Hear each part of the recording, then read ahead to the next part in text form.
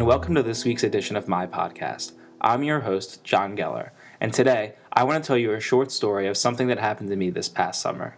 From June until August, I worked as an overnight camp counselor at Camp Saginaw, an overnight camp in Oxford, Pennsylvania. Camp Saginaw is an amazing place that allows kids to grow and mature into independent and confident young adults. I attended Camp Saginaw for many years and have made so many close friends throughout my time there. During those years, I became friends with other kids my age and some of the younger campers too. This summer, I was on staff as a counselor and was working closely with some of the younger campers who I had been good friends with. Here are a few of them. Even though they are a few years younger than me, they are still some of my closest friends. Being a counselor around them was sometimes difficult. I had to be in charge of my own friends, giving them instructions and setting out rules. I must admit that it was pretty awkward at first. I didn't want to be the bossy counselor. I just wanted to be friends with the kids, just like I was before. The lines between being friends and the authority for the campers was definitely blurred during the first week. That is, until we took the trip to the movies.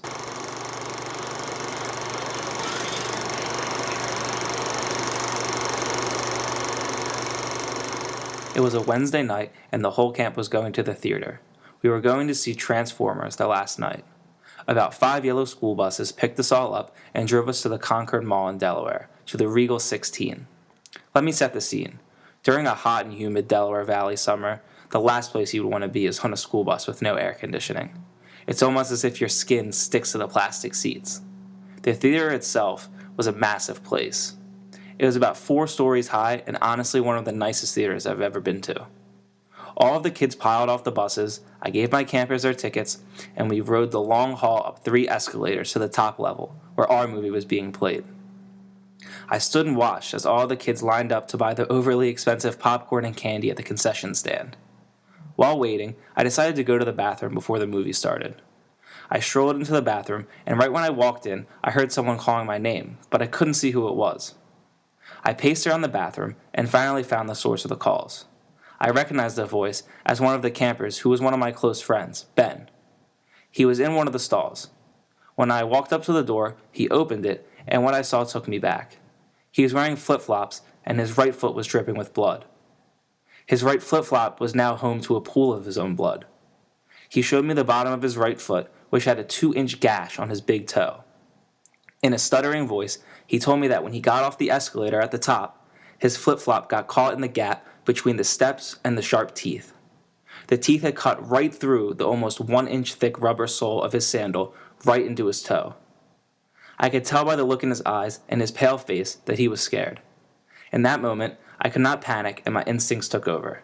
I grabbed as much toilet paper as I could and firmly pressed it against his wound. I had another camper go get one of my superiors for help. On camp trips to Hershey or Dorney Park, one of the camp nurses comes along just in case of an emergency, but I guess they thought nothing could go wrong at the movies because there was no nurse present.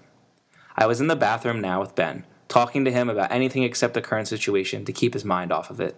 For nearly 8 minutes, I sat on the ground of the bathroom, right next to his pool of blood, applying pressure to his foot until the paramedics arrived. I was relieved when they were able to give him the proper care that he needed. One of the women who was on the EMT crew thanked me for being brave and helping Ben out. In that moment, I walked into the bathroom. I set aside all of my fear and worry to help Ben. In the end, Ben needed 10 stitches on his toe to close the wound, but everything turned out okay. I rose to the occasion to help out a friend and somebody who was in need. I truly fulfilled my role as a counselor and somebody who was supposed to keep the kids safe at all costs. This experience early in the summer made me realize that even though I may be in charge of some of my close friends, and it may not seem as if I'm an authority figure, the kids really do depend on me and my other co-counselors.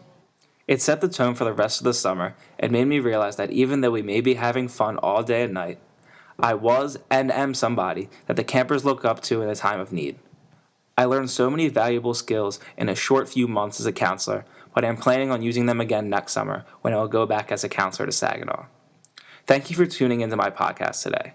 I hope all of you listeners out there have the courage to step up when someone's in need because everyone at one point or another needs a helping hand. Thanks again, and make sure to tune into my podcast next week.